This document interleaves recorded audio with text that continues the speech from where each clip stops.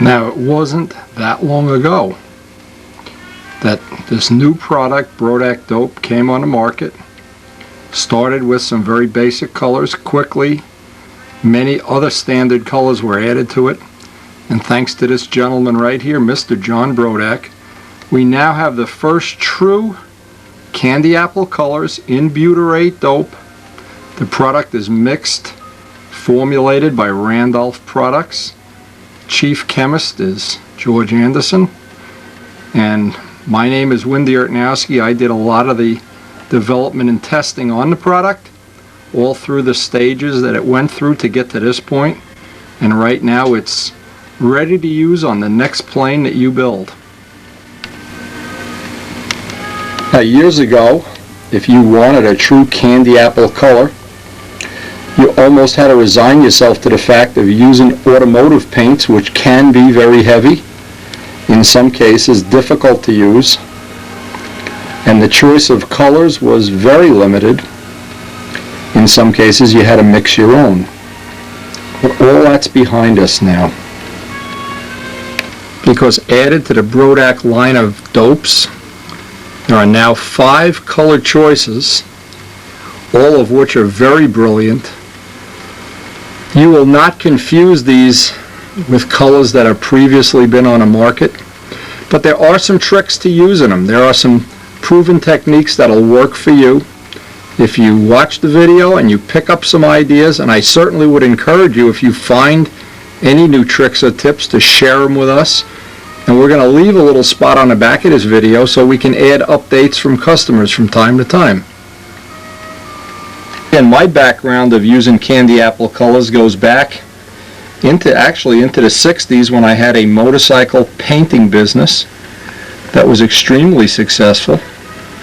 The colors that I used at the time were made by a color called candy apple, and they certainly for their time were the most brilliant colors available. In the past, I've used those colors in conjunction with Imron top coats and butyrate top coats, but now all of the mixing is taken out of your hands. It's done by Randolph Products to the specifications set up by John Brodak. And I hope you'll be very successful in combining the tips you find on this video with possibly some tips that some of our customers and friends are going to add from time to time. And I hope ultimately we'll all be able to add this color choice to the choices that you have when you build that next model. Now, not long ago, I did a semi-scale stunt model of this airplane, the Miss Ashley Reno Air Racer of Gary Levitz, and we've added a color to the Brodak line that is not a candy apple color, but it is extremely bright and brilliant red, and we call that Miss Ashley Red. Now, if you're new to using butyrate dope, if this is one of your first time spraying, you might want to check out the set of videos that deal with using Brodak dope. It's a separate dedicated set. It has a lot of basic information. We're not going to try to cover basic information on this tape. This is going to be dedicated to the world of candy apple colors and all the things that we've learned over the years. So without further ado, let me explain the basic difference between candy apple colors and ordinary pigmented butyrate dope, and we can do that best with a storyboard. Now, we can start this discussion by going back to 1985, I believe, when this airplane won the concourse. It's my plane called the Killer Bee, but I had used all candy apple colors, and many of the people that saw the plane or were impressed by the color choices liked the way it appeared, especially the way it appeared brilliant in the air. And now that's an important point to keep in mind right from the very beginning. Candy apple colors are going to appear both on the ground and in the air, in sunlight and in shade, a lot more brilliant than their pigmented counterparts. And so the first thing you're really going to want to do is make sure the substrate, the raw wood, the woodwork, all the work that you put into actually getting the plane ready for its color paint, that has to be a lot better if you want a perfect result than it has to be if you're using pigmented paint. The one of the things that has to be better if you want to achieve real perfection with candy apple paint is the substrate. Substrate is the base upon which you paint. Now underneath this can be any number of layers of filler, white primer, just plain ordinary clear dope, any number of materials, but the final surface that you're going to use for the candy apple colors needs to be a lot better, and let me explain why. You might not realize, but pigmented paint, what happens if there's little imperfections in your final substrate? And remember, we're just talking about the substrate, the base on which you're going to paint. These little imperfections, what will happen is when you apply, in this case, let's say you're going to use white. Well, white seems to cover everything in sight. If you have a plane with a lot of flaws in it, white will cover everything up. Because what will happen, you won't be able to see these. These will be buried in the white paint or in the colored paint. But what happens if you have that same surface, and boy is this ever obvious when you have a surface with errors, and you have now a surface on here that's transparent. I think you can quickly realize that because this is transparent, what's going to happen, you're going to be able to look in and see these flaws. So the first step, before you ever go any further or any deeper into a finish, if you know right from the very beginning it's going to have some or all candy apple colors, the first thing you're going to want to do is get the substrate as perfect as reasonably possible.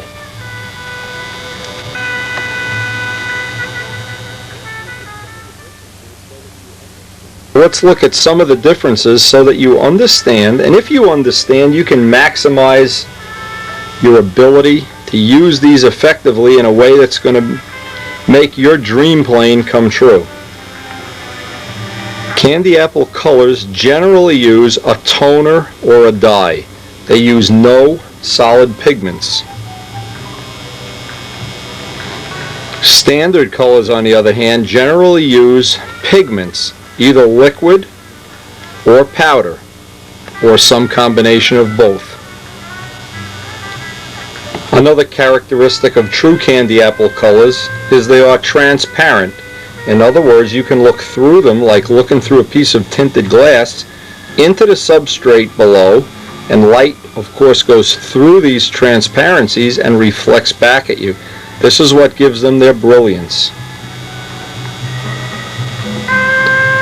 Standard colors tend to almost always be opaque. In other words, they cover what's underneath. They tend to mask or cover what's underneath.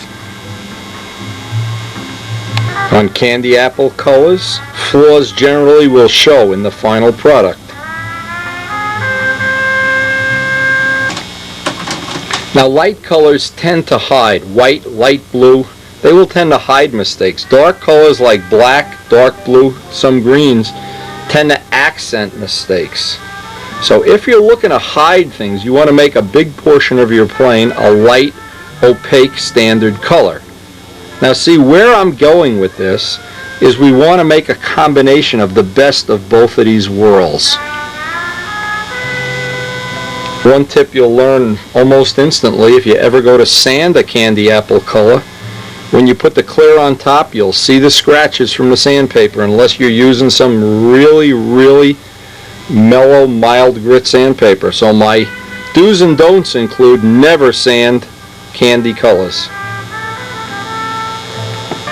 Another thing you want to keep in mind, if you ever have to touch up candy apple colors, it can be relatively difficult to get them to blend because, again, you're going over transparencies. Standard colors are much easier to touch up. But again, you want to know what all the factors are before you plan out a paint job. Well, one of the things I always do before I get involved in a paint job, I want to sketch out in my mind's eye or make some kind of little sketch or drawing what I want to try to hide, what I want to try to emphasize. Now this is just one idea, and this idea can work well for you. What's generally real easy to do is to use candy apple colors in selected areas along the leading edge of the wing is just one example, or along the top of the model. Areas that generally are sanded perfectly or very easy to make perfect. Areas like open bays usually are a lot more work to get perfect, so if you're not real confident that your open bays are perfect, try to arrange the trim of the model so that this part of the model is typically done with standard colors, and the only place you'll have candy colors is on the parts of the model that are relatively perfect. And that's a good way to plan out a paint job. Again, on this plane I use this relatively effectively in the fact that all the candy apple colors are up on the front of the wing, where it's real easy to make sure they're perfect, and the top of the fuselage. So this was one of the things that evolved in the course of me doing candy apple colors years ago, is I never really was happy with doing the whole, even though I did several models all candy apple, I thought the most effective ones were when you could have the accent stripes be candy apple. But of course, this is just a personal taste matter. Again, another master of car painting, auto painting, custom painting, Walt Prey. He's given us many ideas over the years that we've been able to use. This, of course, is one of his very beautifully detailed models. You always have the case where all of the above doesn't apply, and this is one of the models that I decided I would do the whole airplane almost, except for the accent stripes in candy apple. And this plane, believe me when I tell you, was a labor, an absolute labor of love. Of course, it was beautiful. In my eyes, it was beautiful. But again, extreme amounts of work to make the substrate perfect before putting it on. If it's your first candy apple job, you might want to consider that little scenario of just doing accent stripes or the leading edge. Now, here's another thing to consider. If you're one of the people, of which probably most people fall into this category, you're very concerned with weight buildup on a plane, you can actually save some weight by using candy apple colors selectively. Now here's some of the things to consider. Because candy apple paint has no pigment, there's no weight being added to the binder other than the weight of the dye. Now when I say it's lighter, that assumes that you're using the same amount of material. Let's be real careful. We don't misrepresent this. If I were to put on the course of the plane, put 8 ounces of liquid, and I put 8 ounces of liquid of both of these materials, and they both covered exactly the same, this material would have added more weight because we've not only added the weight of the binder, but we've added the weight of the pigment. So you do have a very small, but it can be significant weight saving by carefully working candy colors into your paint job. There's a significant benefit in the fact that they are going to add less weight, and that assumes you use the same amount of material. Now, the counterpoint to this is, obviously, if you needed 16 ounces of this material, this would be heavier. It's the same way as when you're on a diet and they tell you chicken has half the calories of hamburger. But if you eat 3 times as much chicken, you see what I mean? But per unit, the candy colors are going to be a weight saver somewhere in the program if used properly. Well, here's an example of from one of my old videos, and I have many videos, of how to try to get the substrate perfect before you go on. And it's so important to get that perfect before you move along to the next part of the paint job.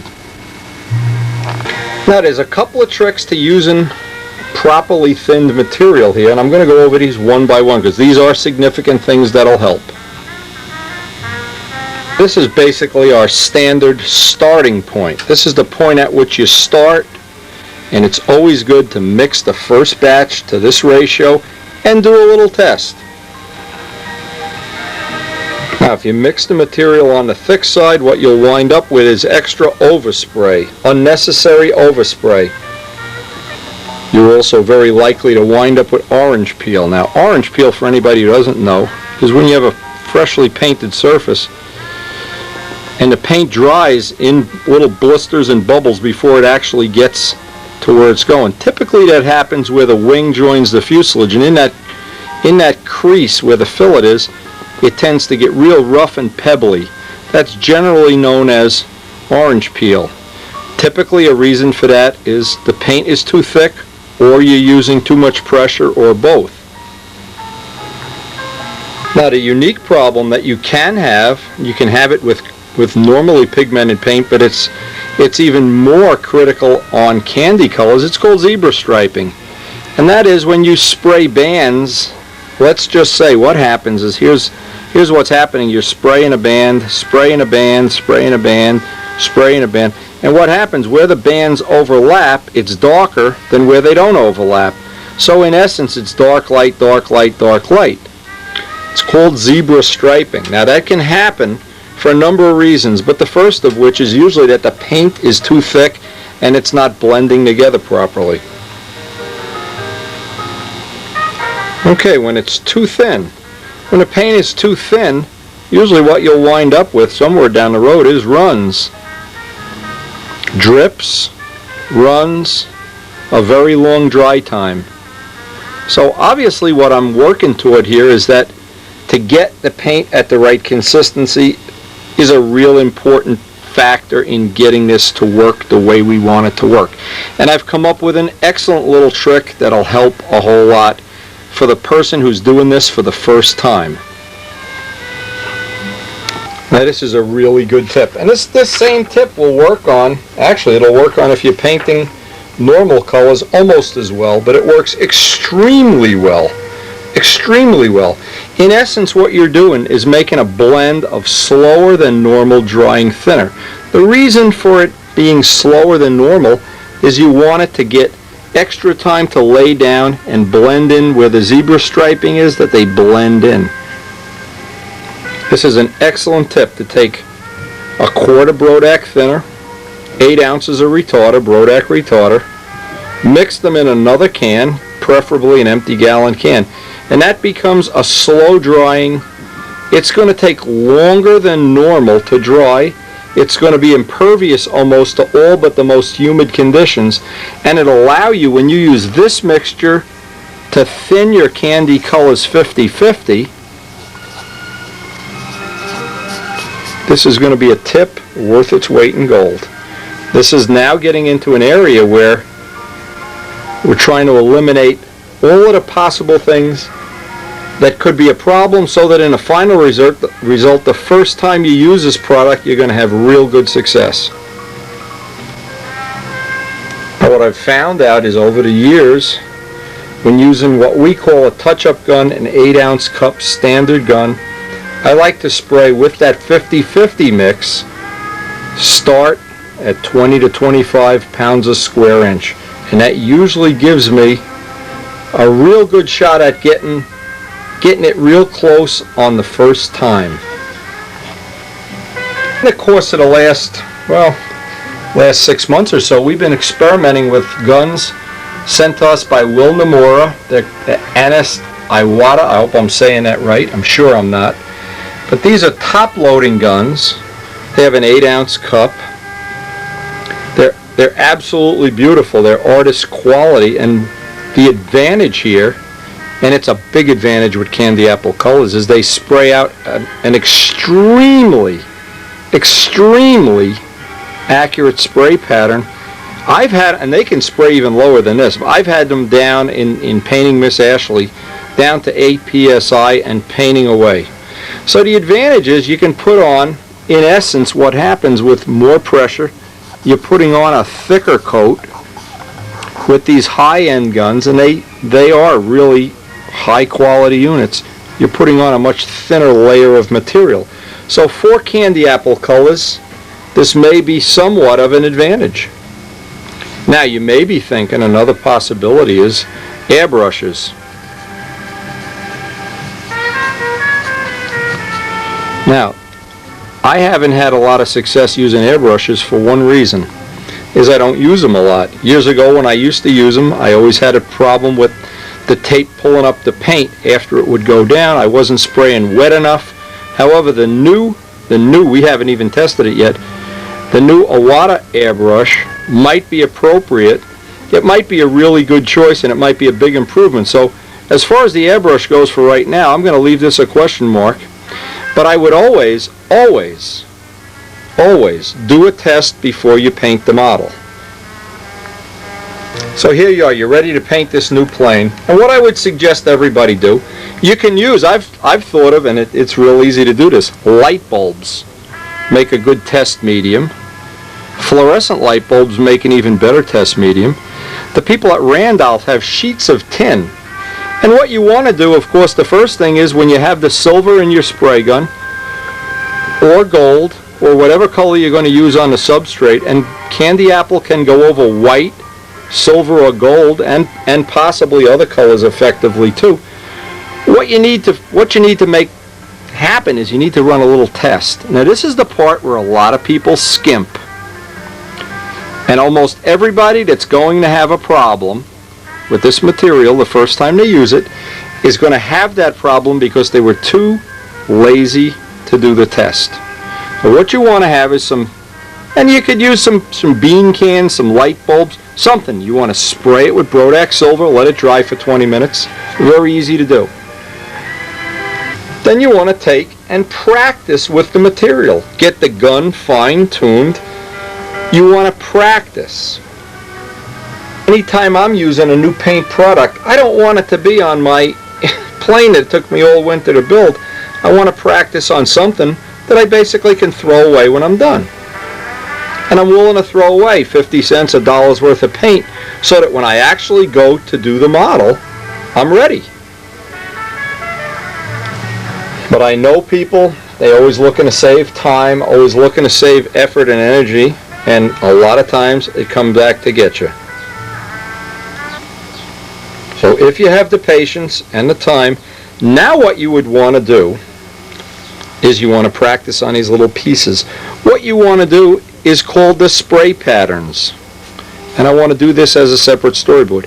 When you paint normal paint, you start at one end or one side of the model and just start painting across till you come to the other side. Well, if you do that with candy apple paint, you're more than likely going to see the stripes. On your test panel, which is silver, you want to at one point in time do this.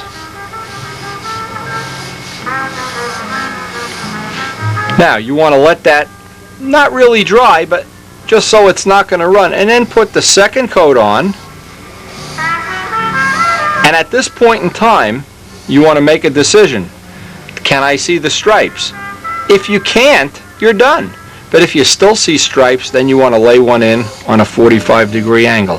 Typically candy colors are going to cover in 2 to 4 coats. And if the 4th coat were necessary, you're going to go like that. It's not going to cover in, typically, it's not going to cover in 1 coat like some opaque colors, standard pigmented colors. It's going to take 2 the minimum and 4 the maximum amount of passes with the gun, and depending on if you have high-end spray equipment or hobby quality equipment or an airbrush or whatever equipment you have, that's what's going to make the difference. What's going to happen too is on a small area you'll be able to get away with some amount of just doing that. On a big area you're going to wind up more than likely seeing some of the what can be striping. And so the bigger the area is, the more critical it is to use this patterning effect. And I think most of the professional painters, Bob Brookins for instance, Walt Prey, people that are professional painters would agree that that's the best way to do it. What can be very, very effective with candy colors, even more effective than with other mediums, is to take your lettering, backmask it all out, so obviously the only part showing is the lettering, and start at one end. In this case, put a stripe across the top. And if you watch how this is done, you'll go look at some of the fancy truck lettering. This is exactly how they do it. Now take the next stripe, put the second stripe on here, but go back up over the first stripe. So in essence, you have two coats right at the very top. And I'm going to just make this even more accented than it really is. Then the third, leave the middle kind of silvery and vague. The same thing on the bottom with another color is paint. Just lay it right across. This is how people generally do some real fancy lettering. Now when you put the second coat on, go a little further up, but go back over the first coat. Well, what that does, it makes the bottom, and you can even do the third one, say. This is just an idea that you might want to incorporate on a future plane. But the bottom will have 3 or 4 coats, so the bottom gets real dark. And you see how quick that gets to be, even with silly marker pens, it gets to be three-dimensional. And then as the last thing, just take and highlight it by running a little bit of black up on the edge. And this is so easy to do. It's very, very simple to do these blends, and especially with candy colors. And it looks very, very effective with almost no extra work at all. It's an example of Jimmy Casale, a real nice blending job. Look how nice the lettering looks on this. The blending of the colors, especially candy colors, they really allow you to do some pretty exotic lettering and blending without really a lot of extra work. Now Bill Rich's SV11 lettering has that same look where it's multi-toned.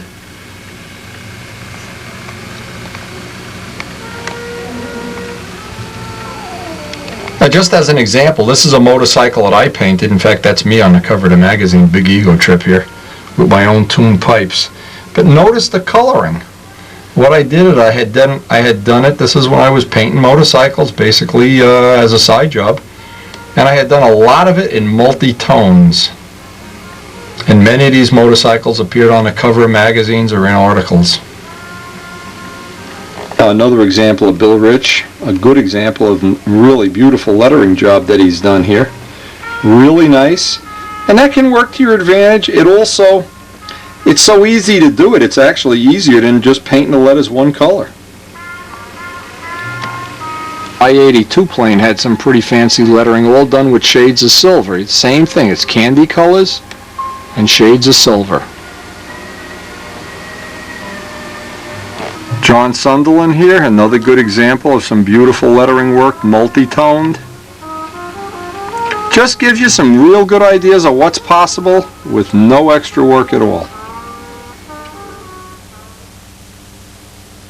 Now even if you don't have a need for having this candy apple paint on your plane as trim, it makes a great accent for a cockpit. And the choice is obviously on a bubble canopy plane would be to paint the whole cockpit, or assuming you didn't want to see the pilot details, or assuming it's a carved or a molded in canopy. And then you want to, around the edges, just make the paint, I like to put on a coat of black then, just around the edges. And then take the last coat of the color and darken it up where it goes into the black. So in essence, it looks a little bit three-dimensional. Now no matter how you do that, this is a bubble canopy. Another way is to go from the top to the bottom. Start at the bottom, make it dark. Paint the next color on, next color, next color. So as it gets to the top, it gets lighter. Then down at the bottom, you want it real dark. These are just the common ways of doing it. And then of course you want to accent, put a little black, fog in some black, and then put that last coat, candy apple, right over the black. And that kind of blends it in real nice. Now on some of the cardinals that I've had, some of these cardinals I purposely took a green candy apple color, fogged it in top and bottom, and left the center a little bit shinier than normal. So it had a little bit of a three-dimensional look. And for a long time, a lot of my planes had green canopies for one reason, is I always thought whatever color you make the canopy, it should be a color that appears nowhere else on the plane, so that it's kind of my own little personal rule. So if you were to have a green canopy or a blue canopy or a yellow or whatever, that it's a color that doesn't appear anywhere else on the plane. And that was very effective. Back to Jimmy Casal, painted on canopy. He's done it in tones of gray and then accented the center. Looks here like Bob Gieske has a canopy that's painted all silver, but notice it's a color that appears nowhere else on the model. The late Bob Baron-Zavanti, he chose gold and then accented it with black around the edges. Very effective. And you notice on this plane, on Relentless, one of the things is the green is, the only place on a plane that's green is the cockpit. Lou Dudka's plane, and again, this looks like the year of painted canopies. Lou Dudka has his painted in silver with black outlining. I don't know if Ted has I can't tell by this picture if Ted has a cockpit, but whether it's painted or not, Bob Barron's plane has again the gold. So again, it just gives you one more way to brighten up a model, make it a little bit different, without a lot of extra work. And this was one of my models where I used kind of a candy apple blue airbrushed on the canopy colors, and no place else on the model is there any blue. And I think that's a little, well, it's my own little personal taste. And this was one of the planes I had used a lot of candy apple colors on, basically all different shades of blue, and then gone around the cockpit with a very, very light blue.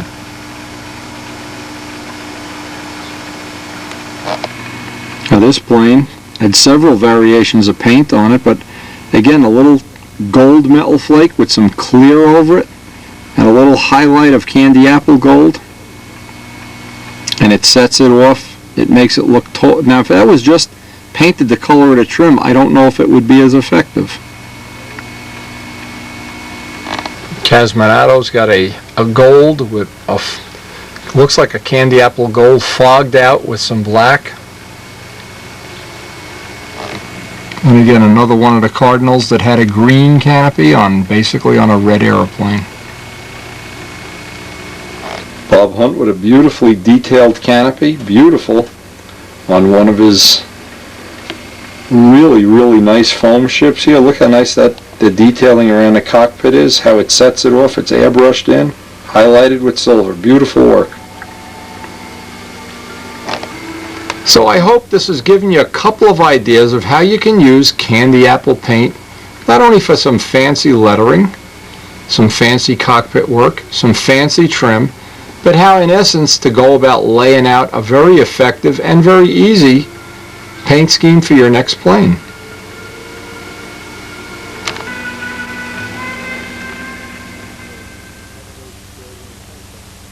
Now up to this point we haven't really sprayed any paint, but let me just go over one other thing. And I call it the worst of all worlds. What would happen in the worst of all worlds? First, you wind up buying the candy apple colors. Then you don't read the instructions. That's something I'm guilty of a lot of times. Then to top it off, you don't thin the material properly. Don't bother watching a video. Don't bother trying to use the proper pressure. No testing. No practice. And I almost guarantee you when that's done, you will in essence have the absolute worst of all worlds. Something I've become very familiar with over the years, because every once in a while I'm prone to do the same thing. But over the years I've learned, and I've learned the hard way. I didn't learn this by going to school, trust me. I learned it by screwing up motorcycles and having to repaint people's things for free and whatever. But I have learned. It's taken a long time, but I can guarantee you, if you are looking for the worst of all worlds, that's exactly how to get it.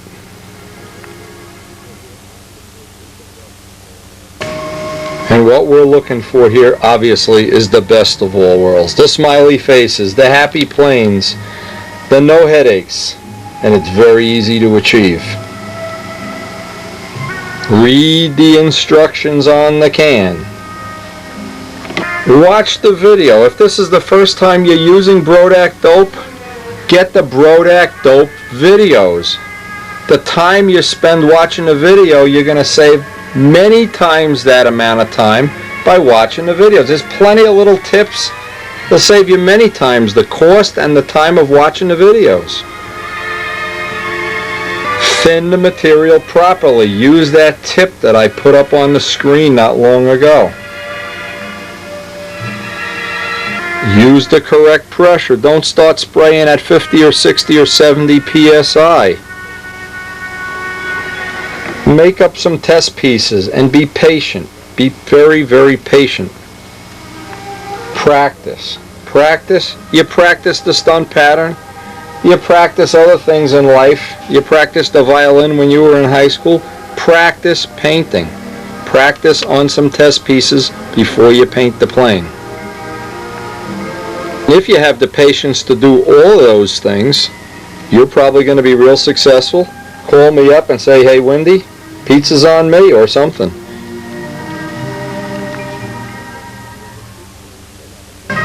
Now anytime you're using a new material for the first time, there's a good chance you'll have a problem. Well, what do you do if you have a problem? Nice thing about having a video, you can go back and watch it again. You know, it's not going to break the bank for you to have a video library with a few videos. Watch it again. Maybe the problem you're having is you skipped over one of the steps, or you've invented something along the way that's making it difficult for you. You still have a problem? You're always welcome to call me. I'm in my workshop. My number is 201-896-8740. I'm in the shop generally from 1 to 5 weekdays. I'm sorry, I don't do any shop work on the weekends. If it's impossible for you to call during that time, you can write me a letter. I will promise you I will answer the letter to the best of my ability the same day. My email address is wendyu@aol.com. If you have a problem, feel free to email me. Don't ever be afraid to just pick up the phone and give me a call. Granted, sometimes the phone is busy. We have a lot of people calling. Maybe there's a lot of people with problems. I try to help everybody. I try in every possible way to make it easy for people to build, finish, and enjoy the airplanes that I've come to love in my lifetime. And this is a very, very good resource. My database of knowledge is available. It's available free. And I've been known from time to time for people that I know are not going to buy a video, I'll generally loan one to you. But the point is, when you get this information, then it's your obligation to help the new guys coming up the ladder so that they can enjoy the hobby too. Okay, now here's something everybody is going to do from time to time. From time to time, you're going to paint an area of your plane. It's either not going to come out acceptably, or you're going to see some zebra striping. Let's pretend that for whatever the reason is, we're not happy with that area of the plane. How do we get rid of it? How do we erase it? How do we make it go away? Well, the first thing is you want to put on a blocker coat. A blocker coat can be anything from auto primer is one choice. Brodak white primer is another choice, or you can just go over it. Now I don't have a silver ink marker. You can go over it again with silver. That's called a blocker coat. Now once that is totally blocked out, now you have another choice. Since it's now silver, you could also go over around the perimeter of the trim if you wanted to with some 1/8 inch tape, using that for the edge, and that would add one more stripe to the model. We don't have the right colors here, and I apologize, but you leave that tape on. Let's go back over to the other wing just to show what would happen. We'd put on this 1/8 inch tape We've done this to Mike's model recently. That tape stays on for the whole duration of the plane. Now let's pretend we want to paint, no good. We want to paint the front of this candy apple red. So in essence what we do is a very common technique. It's a technique I use all the time. We mask off and cover up that 1/8 inch tape with the back mask. Now when we're all done, we peel up the foil, and by the way, Walt Prey is the one that turned us onto the foil, and we back mask this area and paint this part of the model. So what, in fact, we've just done this on the Miss Ashley videos for anybody that really wants to see some real nice lightweight finishing. And when you're all finished, the last thing, you pull up the silver tape and it accents, it leaves everything with a little line of silver. Now whether you do it in conjunction with a blocker coat, let's say for instance you need to touch this up, I would say it's always better to go to a blocker coat. Silver would be my first choice. Block it out and redo the whole area. A lot of times, one of the things that I've done, and it's kind of a tricky thing, but really not that tricky, is I've put my ink lining on in such a way. Let's just pretend that you've come up with some ink line pattern that simulates the real plane. But what this does, by having ink line somewhere on the plane, if you were to have to touch up this red, let's say for instance you had a problem right here. Well, what you can do is go up to the ink line, mask off, and go right over the ink line when you mask it, and just back mask this one little piece, and you can use your ink line as a boundary.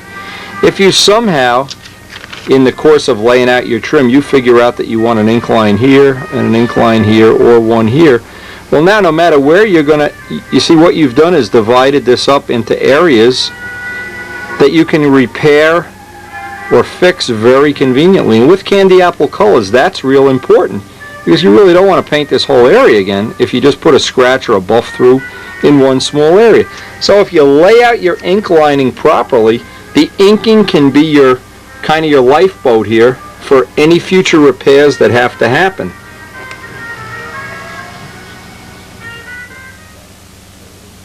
And notice on this how the little thin stripes of gold, and gold was the base coat, the little thin stripes, I left the tape on right to the very end, and that became my gold stripes. And this is a paint job that I'm happy to say many people have over the years seemed to like. The reason I know they like it is a lot of people make one very similar to that, and it's very effective and it's very easy to do. Now here's using all of the techniques we just talked about, very similar techniques. Jim Casal has put out some beautiful models. How nice that little accent stripe on Kevin Stewart's plane. It dresses up a model immeasurably to have that little extra stripe in there, and it's very easy to do. On some of my models I've gone so far as to put multiple stripes, and that's not as big of a deal as you think it is. And if you get into something like that, then it's really good to check out, well, many of the videos, the Miss Ashley videos, the Spitfire videos, the Brodak dope videos, all cover that in complete detail. You can see the little white stripe on here, how effective that was. The nice shading on the canopy, the candy apple colors. Even on the real Miss Ashley, some nice, that thin striping adds a lot of elegance.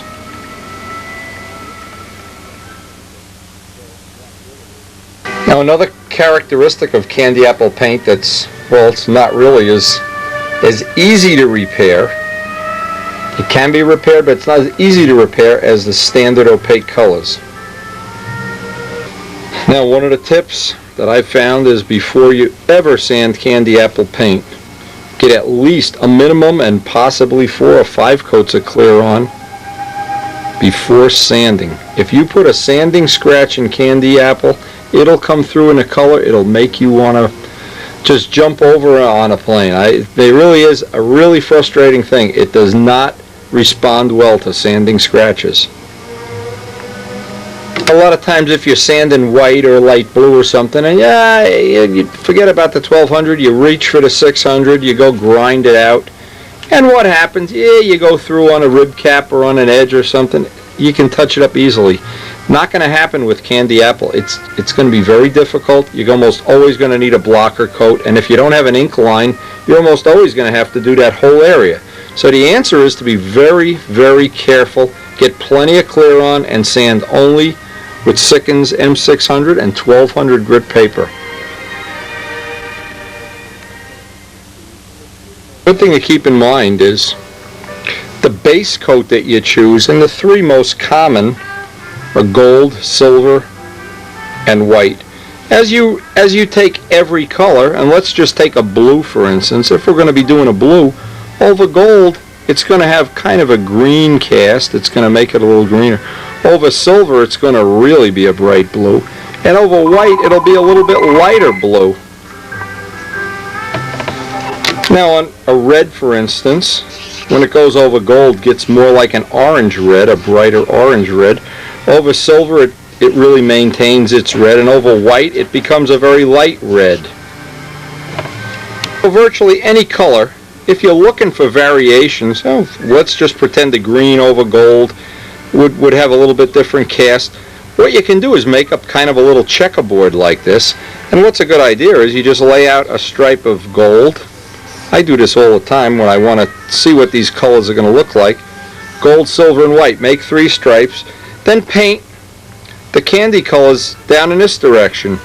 And then you can make a selection. Gee, I like this one over white, this one over gold. So in the future when you lay out your paint work, obviously you need to use that color then. But all of this information together, I think will just give you a good basic background, something you can put in the bank right away, before you go out and try to paint the plane and have some kind of a problem. I think okay, what Mike is doing is we're making up some little test panels. What is that, sheeting for aluminum siding? Or? Yeah, step flashing. Okay, it's just ordinary flashing you can buy in Home Depot. You can use cans, it's nothing special. Some scraps of balsa. And what these little things are, these are little test panels that we're going to use to get familiar with the paint colors before we actually do an aeroplane. And since this is the first time you're going to be doing candy apple, the more practice the better. Don't rush this part of it. We're in a very, very humid day. We just had about 64 days of rain or something. All the month of May. So we may have to add retarder, but always when you're using a new color that you're not familiar with, now what we're going to do is take these outside and just spray them using one of the hobby guns that we always keep silver in the same gun. Take that outside, let's spray them up. How many you got, 4? Yeah, one out there. Okay. 4. Right. Now we're just using one of the ordinary hobby guns. Just want to get some silver on there. The only reason for this is not a part that you have to make fancy, but believe me, it's money in the bank if you practice on these little pieces, and you can obviously spray them over and over and over again. Now one of the things I never like to do is put silver in a gun and take it out and then go put another color, because it seems like you always run the risk that some of that would still be in there. But having little test panels, even if you weren't using candy colors, these little test panels are a great idea. All you need to do is get it silver, Mike. Doesn't have to be fancy. You also, if you want to, you can paint the back. And we can use, well, don't worry, we'll just paint it over twice. Alright, and now what we do is, because you can see how much humidity we have from the rain and everything, we want to run a test. And the little test is, you can see the ground is even still wet. What we're trying to do is determine whether this is going to blush. If it blushes, we're going to add retarder, but we're going to give it a half hour to tack off. If it doesn't blush, then we won't have to add any retarder. Okay, now when you do it, just fog on nice thin coats. He's using Will Nomura's gun, and this is the first time you've used this gun, so you want to get familiar with it on a test piece. Keep it in the sun. The sun will let you see if you're getting too thick. There you go. Put it up in the sun. You can hold the gun even a little closer. It'll go on, because you want to get that nice fogged in look.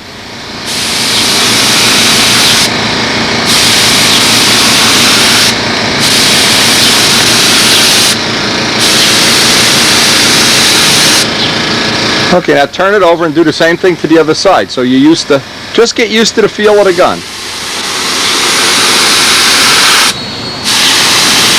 That's about right. The way you have it right now is good. Now on the third pass, see, because you're not doing a big area, you're not going to get zebra stripes. If you were to try to paint that whole tin in one color, you could have a possibility of zebra striping. Now let me see this. Let's hold this up in the sun. Let's see if you can see these colors. You get that in there.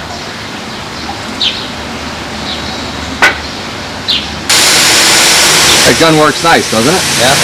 Nice feel, it's nice and light. Ideally, you could get it in 3 passes. Then you know you're going at just about the right speed. That should be 1. And it's that bottom edge that you want to have uneven. You don't want to have a stripe there. Done. Okay. All right, now we need to get the plane out here. This looks like it's drying up nice.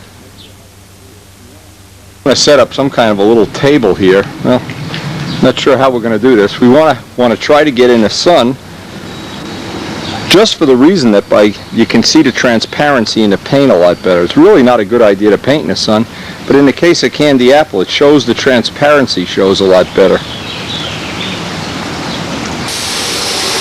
Now what's very convenient about doing it this way is if it doesn't come out the way we want it, we just put it right in the dumpster. Okay, let's see how that's cooking. Somebody saved money on tape here. Okay. In other words, we want it to be the darkest it is in by the root, and just let it fade out about just before it gets to the gear. Very easy to use that gun, isn't it? Nice.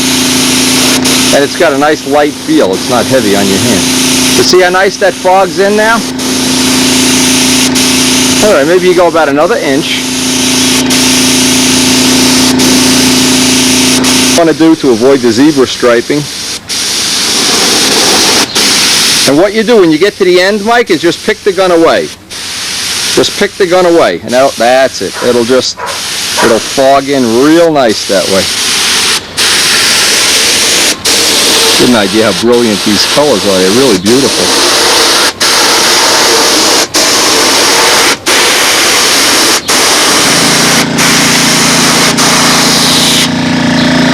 All right, now you want to repeat same thing. That's perfect. Don't even bother doing it any more than that. That's as bright as can be. Ah. Peabody that's Peabody. Put chewing gum right where we're painting. Oh, but was he chewing gum? God. Okay. Let me just get this. Yeah. Okay. Oh, we got to get some tape. All right. Well, get this color drying, and then we can go experiment with the second color.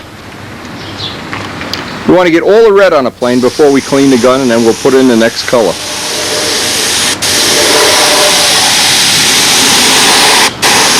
Do all the stripes one way. Let it kind of dry up.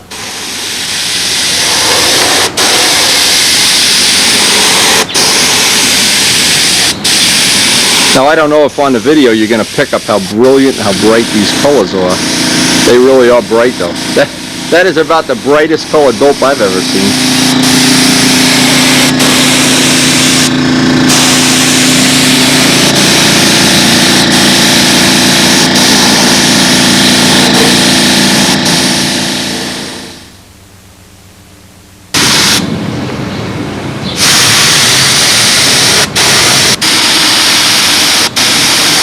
Just work on that feather edge.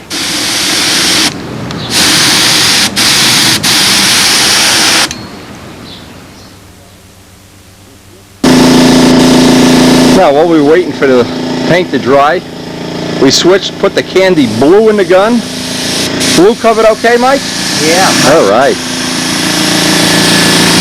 Now watch you don't, try not to get any on the lettering. See, what you'd like to do is not have the lettering. Okay. Shoot it from the angle of the lettering this way. You know what I'm saying? So this way, or you could just lay a piece of cardboard up there.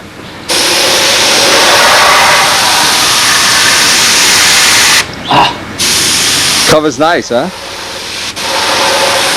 You just want to avoid those zebra stripes. If you see stripes, then start going in the other direction. If you don't see any stripes, you know, take advantage of it. Boy, that looks good.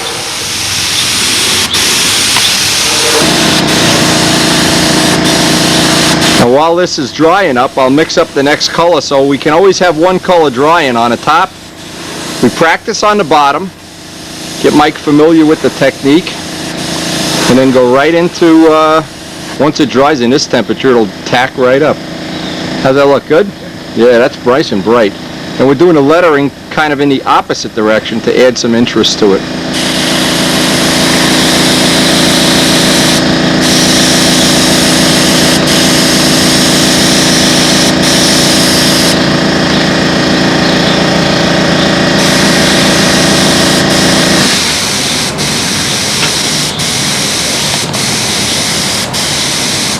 Now, one of the choices you always have with this paint, if you want to add a little sparkle to it, you can put a little bit of gold or a little bit of silver in with the candy apple. That adds a little special effect, a little difference, or whatever you want to call it to it. But as it is, this paint right out of the can is pretty brilliant. And I hope that's showing up on the colors of the video.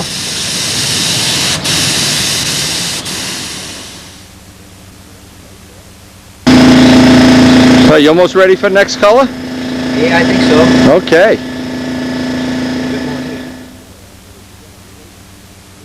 Did that dry up yet? Okay, we don't want to put the next color on until it's dry. We're waiting. You can see what we did. We fogged in a little bit of the royal purple around the edge, which is a Brodak color. That really dressed it off real nice. And the same thing on the lettering. We dressed off one of the letters with the royal purple. Another custom Brodak color available in no other dope.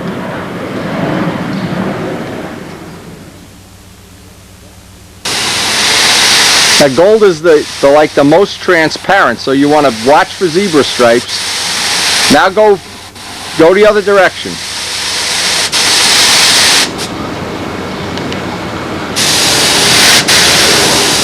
There you go, back. And then on a 45-degree angle.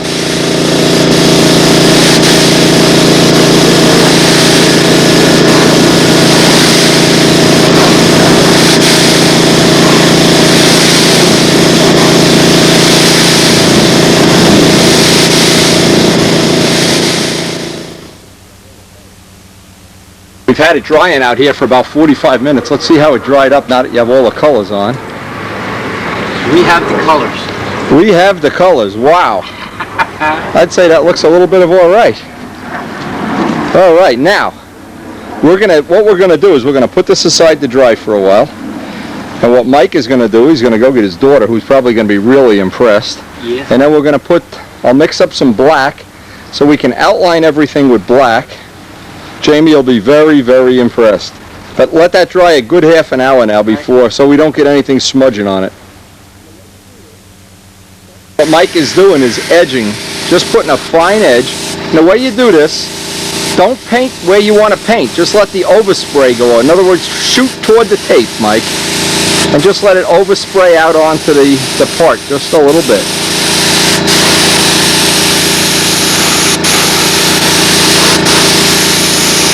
This really highlights it when you do this. Because don't forget, we're going to have a silver stripe. What's going to be right up against that is silver. Just get the overspray on it. That's all you need.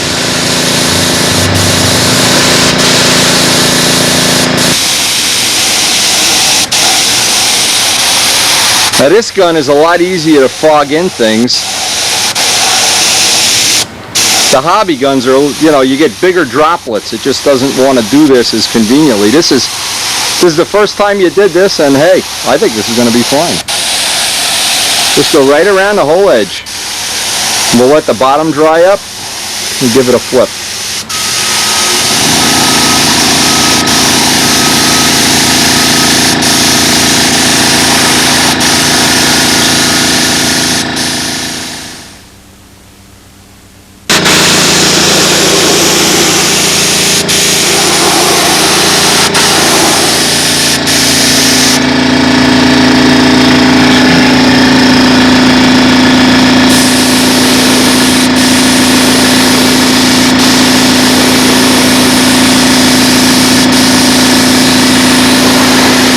So, you know, as time goes by and we learn more and more about these colors and what colors look good together and which ones blend together. Obviously you can mix the purple and the red, the gold and the green. You can do all kind of tricky things. What we're going to do as soon as Mike is finished here, we're going to put clear in the gun, and in the clear just put one little drop of gold so that there's some little gold specks in the top layer, just to dress it off, make it just a little fancier than its counterpart would be if it didn't have the little flakes. You just use the Brodak gold, which is what we're trying to test. Now see, on a thin area like this, you don't want to blacken out all the colors. Just get that edge. There you go. Go down the tape and just let the overspray. Just that. There you go.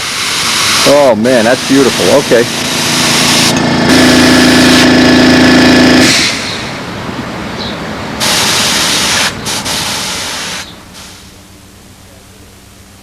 Even though the sun's going behind the clouds, one side that isn't accented and one side that is. And of course, everything we do, especially when I'm trying to help somebody learn some of the basics that I've been able to pick up over the years, one of the things is always work on the bottom first. So if in essence you make a mistake or you're not happy with the color, let it be on the bottom, not the top.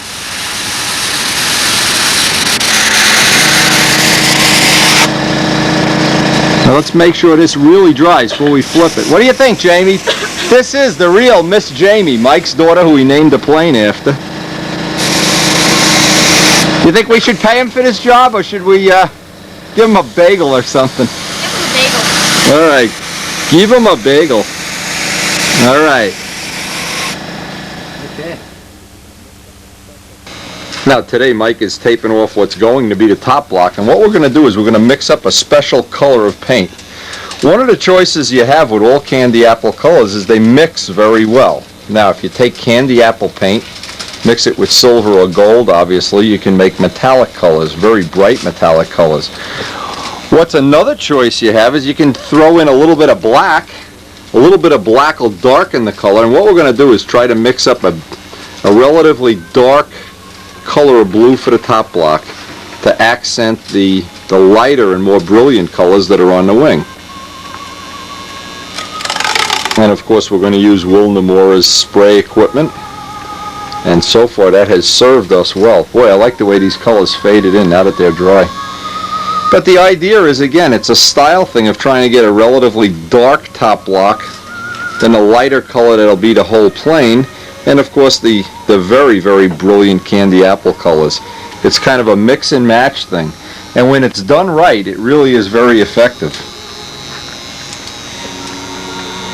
Make sure you rub that tape on your t-shirt, baby. I don't want to be fixing any silver here. Yeah.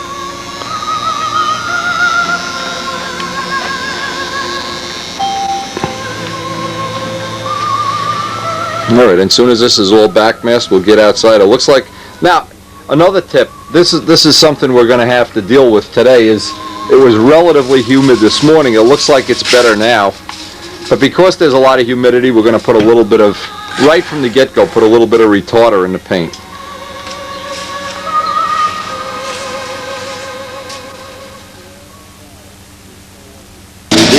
Oh yeah.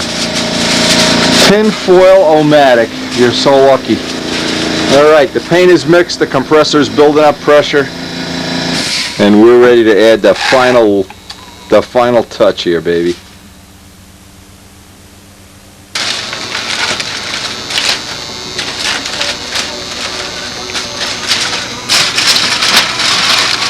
Okay, what we've done, since Mike is still putting a roof on the house, we've used the shingles for a bed here. Now there's a couple of techniques you can use. One is you can paint the area black, put a little gold flake in the black, a little gold paint even, Brodak gold will be fine, and then paint the candy apple right over the black, in which case you'll get what amounts to be a dark purple. In this case what I did is I wanted to darken up the blue, so you can take the blue and just add a few drops of black, and it turns it into a totally different color. So in essence it'll add an extra color to the mix of colors that's on the plane. That gun's working nice, huh? Yeah. All right.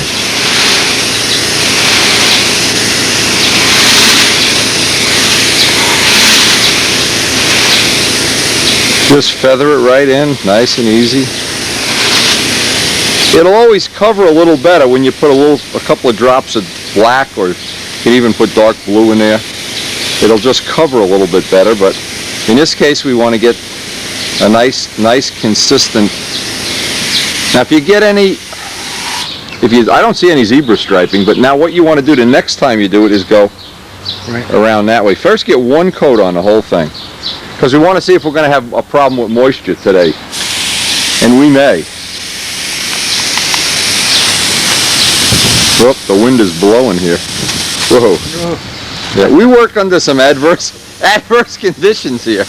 Now why can't we work like John Brodak, where everything is controlled environment? Works in a meat freezer or something. Look at this. All right. Yep, hold on to it, baby. This shows that you're really tough when you can paint in a hurricane. But see how when you get the zebra stripes, when you go in one direction, so in essence when you're doing a big piece, you want it to all be the same color. Now you got to kind of go back and forth. You'll figure it out, believe me. And then what we'll do is shoot a quick coat of clear on there just to see if through the clear we have any zebra striping. It's a little bit harder to work with this material than say if we were just using ordinary paint. It would be, you know, this would cover a lot quicker. Look at this, we got a B-2 bomber going over the house. We got a hurricane blowing. It's raining, it's snowing. All right.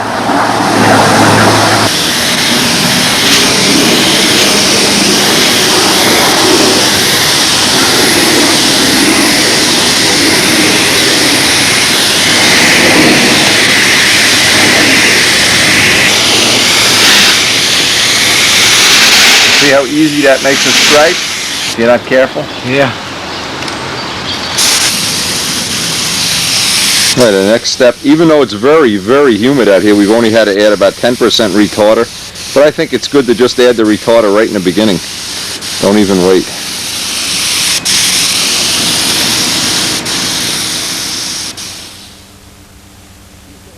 All right, little by little, coming around. You still have the hook in the garage we can use? Yep. All right. Yep. It's going to rain any minute. Yeah, if this guy would finish the roof, man, we'd be in Fat City. Get the garage. I don't think it's going to happen. This guy's too intent on building model planes. He lets my house go. Back in shape. As we were making this video, believe it or not, I have no roof on my house, and there's every chance it's going to rain today. But does Mike care one iota? Not one bit. Hey, after removing all the tinfoil, now the next step is going to be to backmask the whole plane.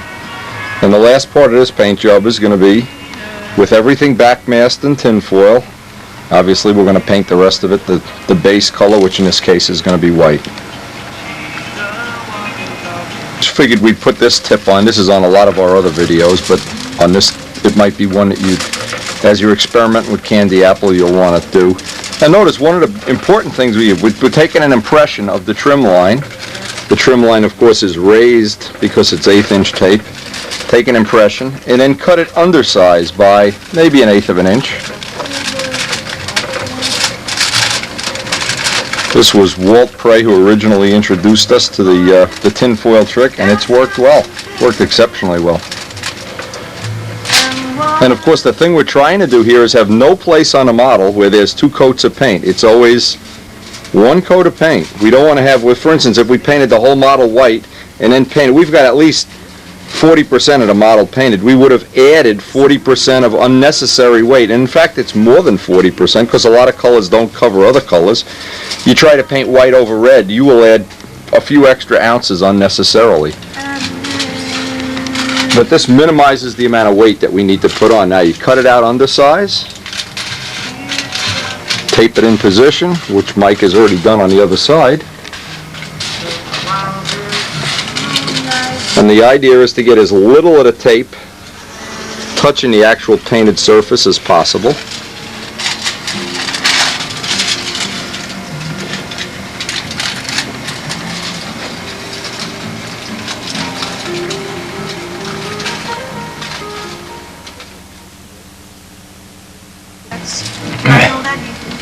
Do each letter, it's just easier, because I'm trying to give Mike a hand, he's got to get out of here.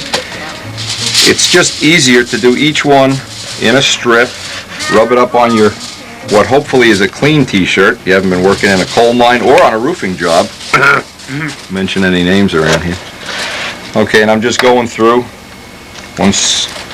one letter at a time. Get that tack off the tape before you go through.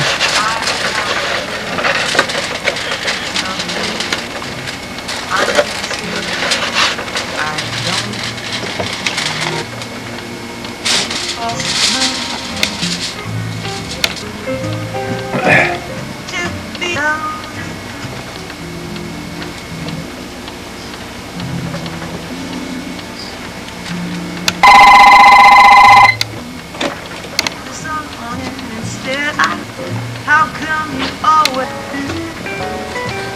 are nearly always I try to resist. Okay, the next step will be obviously to paint, but rather than risk anything on a rainy day, we're going to wait for at least a decent day.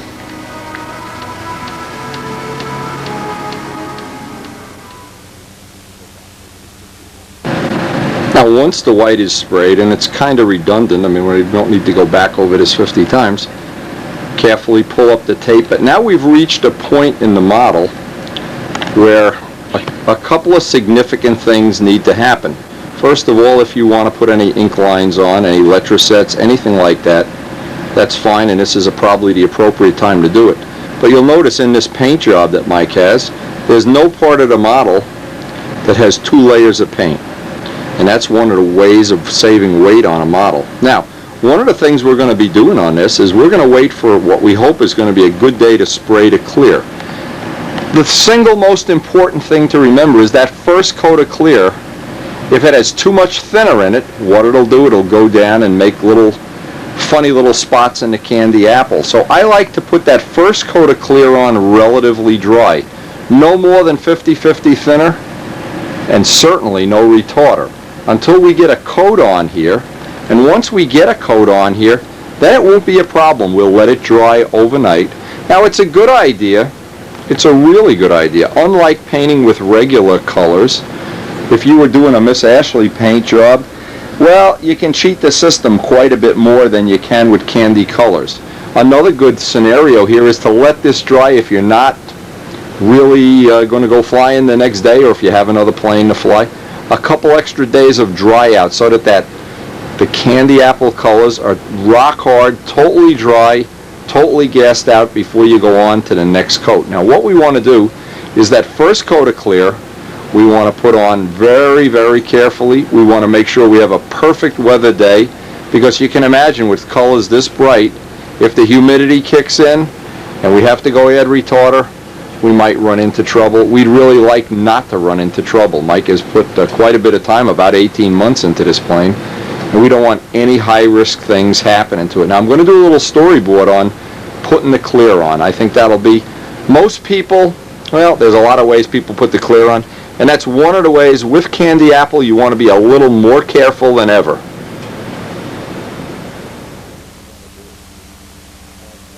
So we're at the point where we want to put the clear on a plane. One of the things we want to do, and I've covered this on other videos that are like the Miss Ashley video for instance, is do selective application of clear. Selective application means in the spots we're going to tend to rub the plane, or that you'll see very obviously, we want to put extra clear. The parts that you're not going to see much, you want to put as little clear as possible so that you get as much of the clear in areas that you're going to see.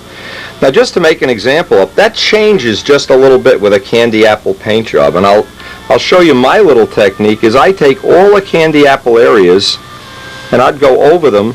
This would be a 50-50 mix of clear. I would just want to put 1 or 2 coats of clear on all the trim, similar to this. Dry. This is a 50-50 mix. It may have a little tendency to orange peel. Before I'd paint the plane, notice I've gone out over the edges of the striping, kind of fade that in. Will Nomura's gun, by the way, is excellent for doing this, and you can purchase one of those from John Brodak. This is One of the tricks that I find very, very helpful is to get clear, as much clear where you're going to need it, extra clear maybe along the leading edges, around all the perimeters. Again, I won't belabor this because on the Miss Ashley series of videos there's a long dissertation on exactly how we did that, and that, by the way, resulted in one of, maybe not one of it, it actually was the lightest plane we've ever built. But you can see all the other areas have less clear. Right in the middle here, we don't need as much clear. So what happens, the reason for this is, the reason I want to emphasize this is that these are the parts of the model that you really see. The top surfaces of things. Look at this, as I'm doing this, a bird walks on it. Get the hell out of here. This bird is loose in the shop. Anyway, the top is what you really see and what will take most of the abuse from UV. So if you're going to put a given amount of clear over it, certainly one of the things that's different though with a candy apple paint job is anywhere there's candy apple, we want to make sure we have a lot of extra clear. Maybe 3 or 4 extra coats of clear. So, this from the side and you see, well, this is the candy apple stripe. We have that silver ditch in between, and this would be the white, and this would be the candy apple. One of the things we need to do is where that silver is fill a ditch with a few extra coats, just a few extra coats airbrushed on into the ditch. Then we want to fill this little area here, and this may sound like it's really unimportant, just go paint the whole plane. Then you wind up with maybe an ounce or two of unnecessary weight, and I would assume anybody that's at the level that they're using candy apple paint wants the best finish possible. Once you fill that little ditch, 3, 4, 5 coats, doesn't matter, then you can put that first, what I'll call a dry coat on, cover everything. Now the one thing, you'd probably want 2 or 3 coats. I would be thinking 2 or 3 coats would be enough. Again, my coats are a little thicker than, say, Bob Brookins' coats. We learned that at the by the way, if you haven't seen the Brodak meet, the demo that Bob Brookins did, or Bob Brookins and I did, has a lot of good points that you might be able to pick up from. But here's the whole point, is at no point in time have I sanded this. I want to get enough clear on here that when I go to sand this, there's no chance at all I'm going to come down into the candy apple. If I happen to break through into the candy apple on the edges, what's going to happen is when you put the next coat of clear, that little sanding scratch is going to open up. The next time, or if you use any retarder at all, that scratch is going to get bigger. It's going to actually look like an alligator skin. It's not going to look attractive. Now, you don't usually see this. This does happen with black, white, red, yellow, but it's opaque. So you don't really see it. When it's translucent, this color on top is translucent. It lets you look down. Keep this in mind. This is the most important thing you'll pick up off the video. You never, never, never, never sand candy apple, the colors, or the first 3 or 4 coats of clear that go on top of it. For this reason, is you'll be able to look down and see the sanding scratches. Of course, it's a transparent covering. If you do an opaque paint, it just covers this and you don't see it. It's still there, but you don't see it. This is, anytime you sand, you put little scratches in the paint. And that's good because it builds a nice mechanical bond. And you're going to fill that with so that the ultimate area that's being filled with paint has a lot of surface area. But in the case of candy apple, and this is the most important thing, is you don't want to ever have the sandpaper go down and touch that. Whatever sanding you do has to be in the clear. Now what happens if you do break through? Oh gee, you're a little, you didn't have your 6-pack of beer or something in the morning and you're rough on a, whoops, you see the sandpaper turning, let's say red, blue, green. The minute you see it turning a color, if the liquid that you're using, the M600 or the Windex or the water, if it turns the slightest bit the color of the candy apple, it's not real a problem if it touches and you see white. But you see any of the colors, you want to immediately stop, clear that area off, wipe it with M600, and where you've broken through, dust on 3 or 4 more coats of clear. You don't ever want to get sanding scratches down in there. The real expert finishers that have these beautiful panels that they look like they're 6 feet deep like the ocean. If you put one scratch in there, you've basically got to go back down to put on a base coat and more, and it's just a nightmare. This is the biggest single stumbling block that I know of, and if you avoid that and do it the way I've shown here, and if Mike, he may not be due to clear today, I don't know, it's looking like it might rain. We're going to wait for a perfect day because we don't want to add any retard. We hope we're not going to have to. And this is the one stumbling block that'll ruin a perfectly good finish. Right there, if you can avoid that one and wait for a day that you're not going to have to add retarder. These are little idiosyncrasies you need to know about when you use Candy Apple Colors. Now, because of Mike's work schedule, I wound up putting on the first coats of clear, letting them dry out. We want to give this a couple of days to dry out, of course, and then we'll shoot the final clear. Now, because of this crazy weather we've been having here on the East Coast, we've had to work around some really severe humidity problems, and I've documented how I dealt with them on tape 239. Again, when you have humidity, it's just something you have to deal with constantly. But one of the things that's happened is the first time we put clear on these colors get 3, 4, 5 times as bright. But this is only the first coat.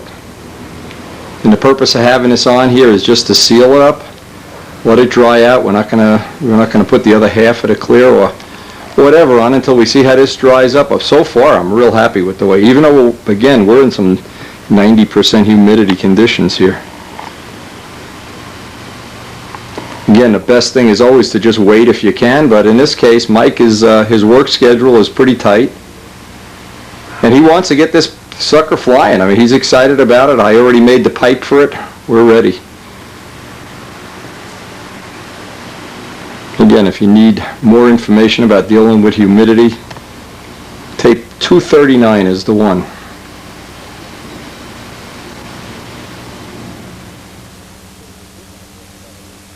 Going to get more sunny of a day than this, baby. Let's see how that dried up.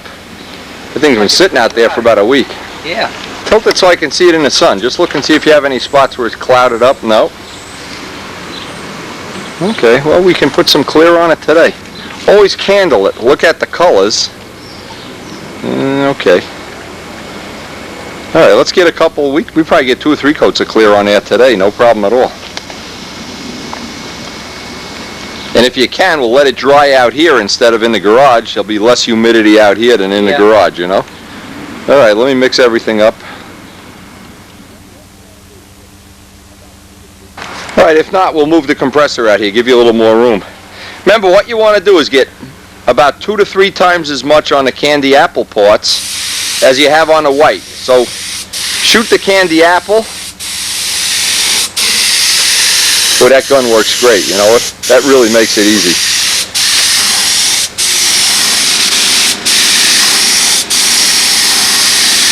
And give 1 coat to the white. We'll let it dry upside down. Once it's dry, we'll flip it over, do the top. This is the real Miss Jamie here. This is the Miss Jamie. The true, the one, the only. Okay. And candle it. Now I'm trying to get the camera in a candling position so you can see when that goes on wet how it's going on.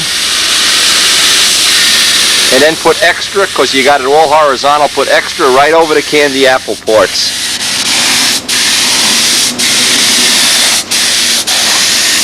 You gonna make it with that hose, or do we have to move the compressor? We gotta move. Okay, let me go in and move the compressor then. Either that or move the plane. No, oh, either way.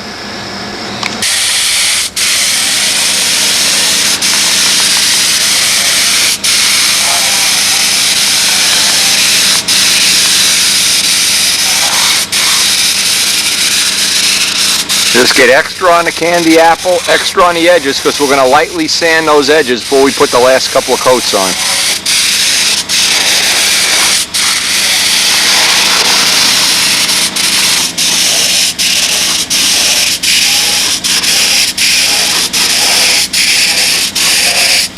Now, because of the way the weather has worked out in this part of the country, we've had so much rain. Literally, the world's record of rain. I wound up sending out some incomplete copies of this tape to people that were already doing candy apple work and wanted to see what they could pick up off it. Now, Mike started out at the tip using 1200 sandpaper, M600. First you want to knock everything down with either 1200 or 40 steel wool, which you probably could use if you had a foam wing or a wing without rib tops.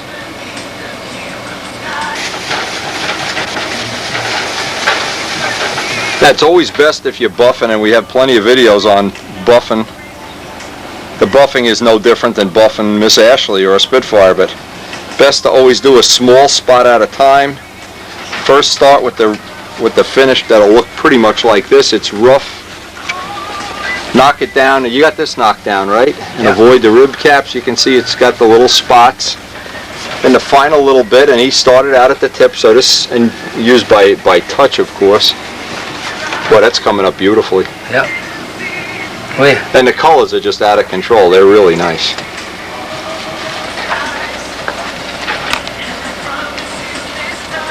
Yeah, you can see the light starting to reflect on it already where you have it done. Oh yeah. But don't rush it. We want to take plenty of time. Just doing one spot at a time. In the case of the lettering, one letter at a time. Gorham's 1200 and M600. Gorham's is probably the best choice, and then just finish it up with a couple of coats of Final Shine. We still have to put the hinges in. You can see your hand reflecting off it already.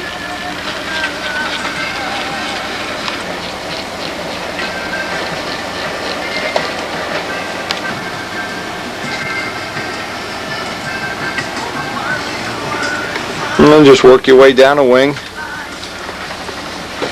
And then the last thing we'll do is that top block where we have the dark color with the little gold specks in it. I think that'll buff up real nice.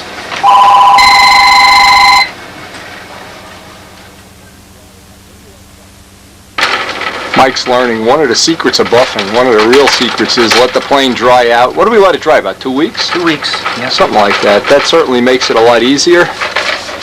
And the other secret is You gotta have a bird on your head. let Peeps do the buffing. Boy, I wish we could train him to buff out the planes. Oh, would that be nice. Anyway, all of the Brodak colors are buffing out beautifully. We've got another day, maybe tomorrow, put the hinges in and set the motor up. Now this is going to have a tune pipe with a 60. This is going to be a very unusual power package. Probably take us a little extra time to get it set up, but Something different. everything new, everything old. Something a little different.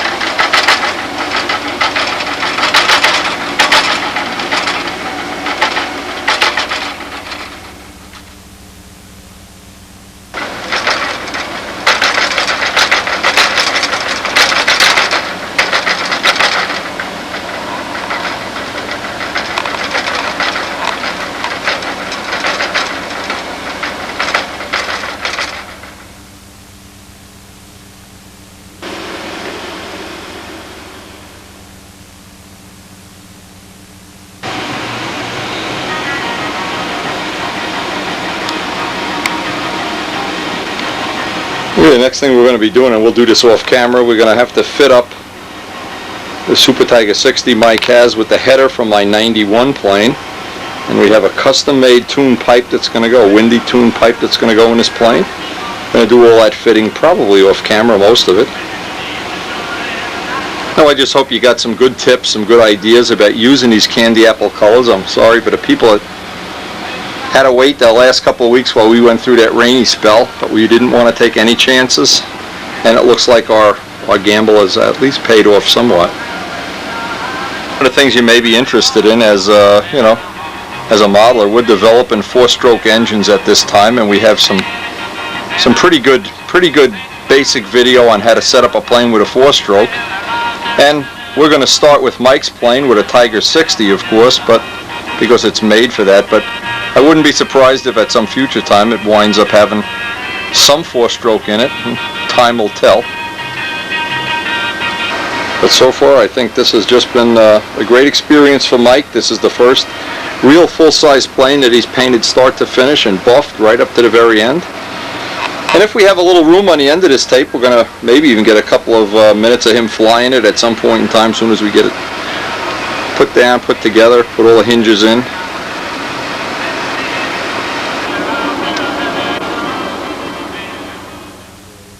Got the hinges on here, baby? Hinges are in. Cleaning up the hinges, I love it. Now it's starting to really look together. Starting to really get the look of the colors.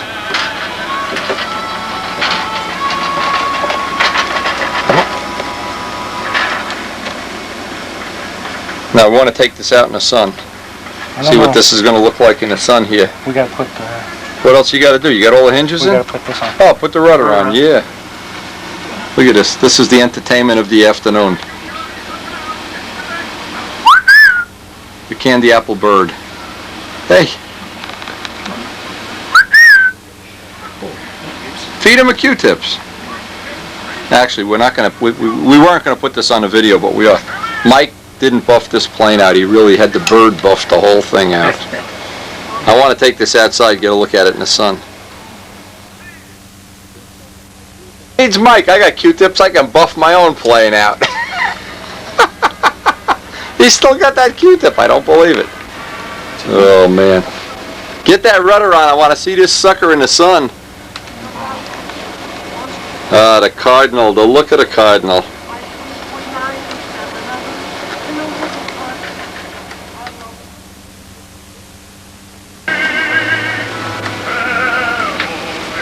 No, I'm going to leave this up to you. I'm going to make you babysit this. No. Well, it's been a long time coming. I'm sure Mike is just itching and dying to fly the plane. Maybe I should take it and fly it when he's not around. Too bad he's here. Anyway, I don't know if you can appreciate how much these colors seem to really catch fire out in the sun. They really glow. Mike did a nice job of buffing it out. Now, one of the final things that's always important to me anyway is how does a paint job, when you lay out a paint job, how does it actually look when you fly in the plane? And we're gonna save the last couple of minutes of this tape for possibly getting a couple of flights down at the field. We haven't run the motor yet in the plane, of course, but this has the same tune pipe, Super Tiger 60 and tune pipe, basically the same thing I used in '91.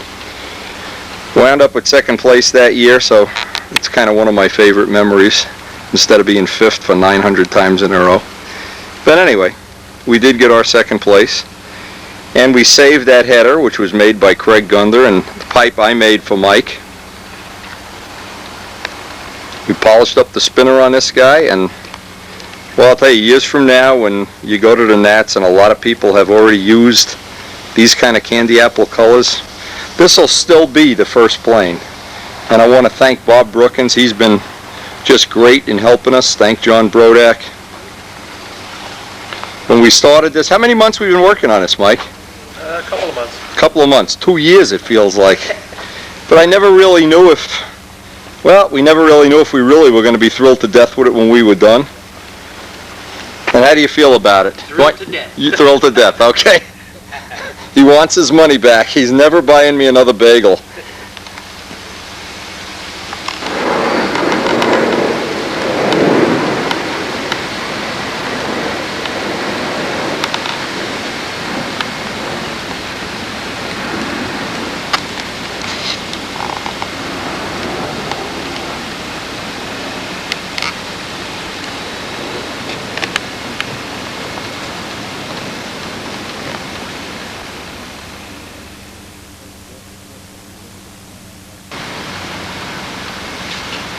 Now, Mike didn't realize it when he first bought the kit that it was ever going to turn out like this, but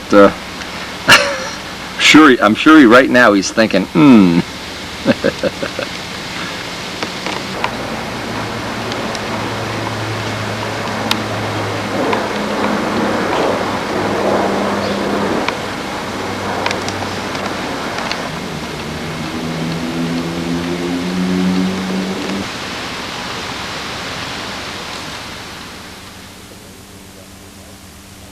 And what I try to do is look at it from every possible angle. But the main thing is, in my feeling anyway, is how is it going to look when it's flying. And as I said, we're going to try to get a couple of flights on the end of this tape, at least so you can see what the paint job looks like when it's in the air. And what I always think happens is the sun kind of shines on it, and the sun will pick up little spots as you're doing maneuvers. It'll kind of flash at you like a diamond ring. Again, I don't know that unless you have a real high definition TV, if you're ever going to get the real colors, the real, as brilliant as they are in real life, but they are brilliant, boy.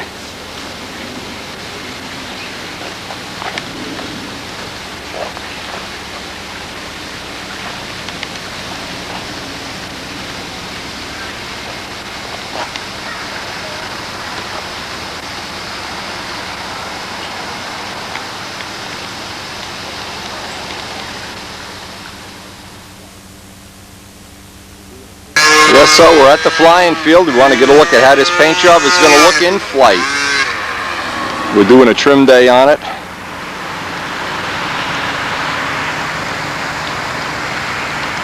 It started out being a real nice day for the first flight, but it's deteriorated rapidly to the point where we don't know which way the wind is blowing.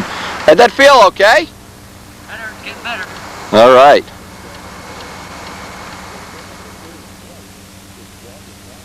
What I said before is even the best paint job in the world, if it doesn't look good in flight, if while you're flying a plane it doesn't look or give the presentation that you're looking for, it could be disappointing. Now this, I've seen it already because we've been shooting video for another tape for the subscriber tapes, but this is one of the nicest ones. You know where you get a lot off of this, Mike? When it goes up against the trees, you can really see it. Yeah.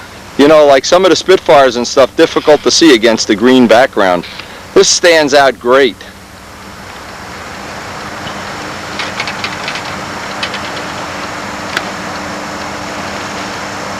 Anyway, I'll videotape a flight while you're flying. Put in a good flight and then I'll fly it.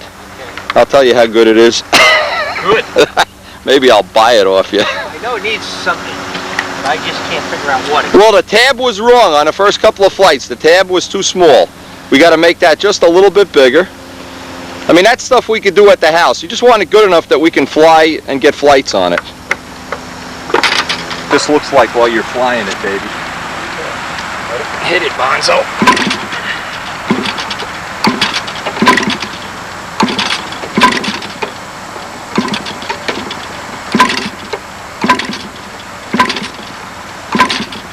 Oh, it's hot now.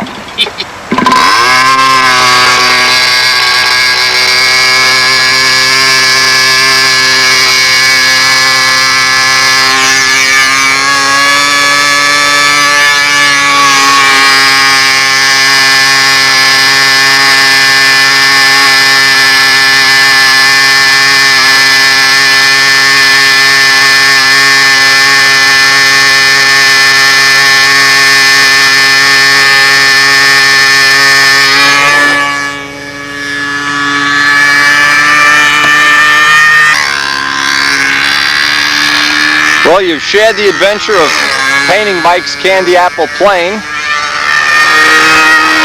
I hope you've picked up some good information from the tape. I would say Mike is about ready to start entering contests. We have the building of most of this plane on video, the wing, construction and things like that, the making of the tune pipe.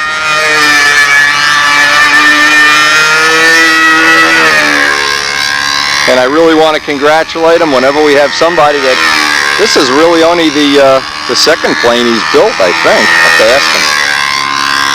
But I love the way the colors present well when the sun hits them. They're much brighter than traditional colors.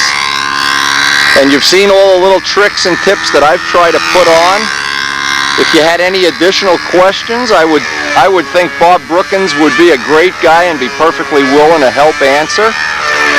There are some other candy apple related tricks and tips on basically on the end of the Brodak 2000 series where Bob Brookins did a flight demo. A painting demo. And I want to thank Bob for that. Bob has been instrumental in making this work. He's been a big help. He's provided the original source of the pigments, worked with us step by step to make this work. The mic's got some dead air here, but keep in mind now, when you have expert level flyers and you can make things work, or guys that have been finishing planes for 20 years, Bob Brookins, for instance, I would expect nothing but perfection. But Mike is relatively new to the hobby, number one. He's only learned to pattern this the year, right now. He's not ever entered a contest. This is only his second plane.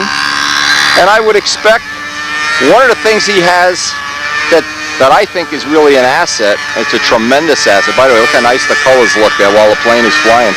One of the things is an asset is, on the Brodak finish, he did all Brodak. Didn't try to use up last year's old thinner, didn't try to skimp and whatever, you know, mix in some acetone or dishwater or something. This is an all Brodak finish. It's a cardinal kit, a laser cut cardinal kit. And I think anybody that kind of just goes with the instructions and doesn't invent anything can be basically duplicating this with very little trouble. Now, a lot of my friends already have cardinal kits and they're well under construction. Cooper's got his finished already, and we're going to be trying to, well, the other guys that are using the candy apple paint already, I hope I have some pictures, and as I have, I'm going to leave some room at the end of the tape, so as years go by and I can get together some pictures of other people that have used Brodak dope, candy apple dope, I can kind of put them at the end of the tape. We'll leave a few minutes, but basically, we're at the end of a really great adventure for Mike. And I think he's really come a long way, enjoyed it. He's more than happy to share everything he's learned along the way. We want to especially thank Will Nomura.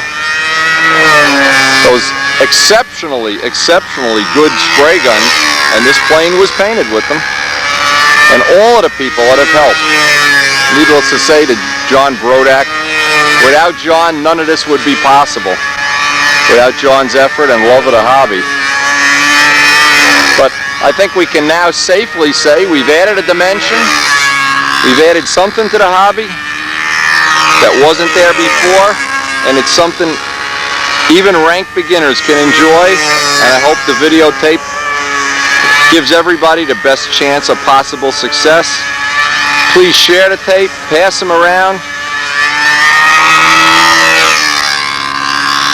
and remember to help all the new guys in your club and see that they become like the Mike Kajeskis of the future.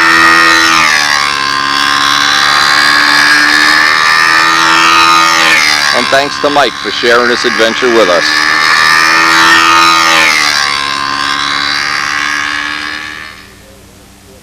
One final thought, these are both planes that have been around for a long time. Both of them are, one is 9 years old, one is 14, and they have the same die from the same company that's now part of the Brodak candy apple dope. They've stood the test of time well, but it's always good to keep any airplane out of the sun whenever possible. But even these have definitely had a long service life, and they've stood the test of time.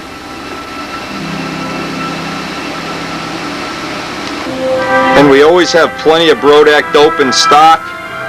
Candy colors, regular colors, thinner, fisheye killer, Flexol, anything you may need. We stock it, we ship it out the same day. It's the way we always do business.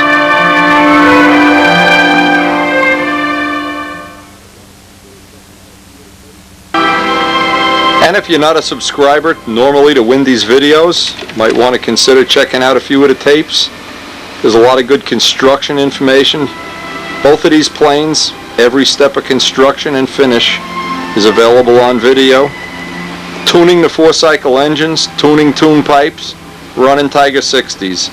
We try to do it all, and we try to always have room in the hobby for people that do it a little bit different than we do.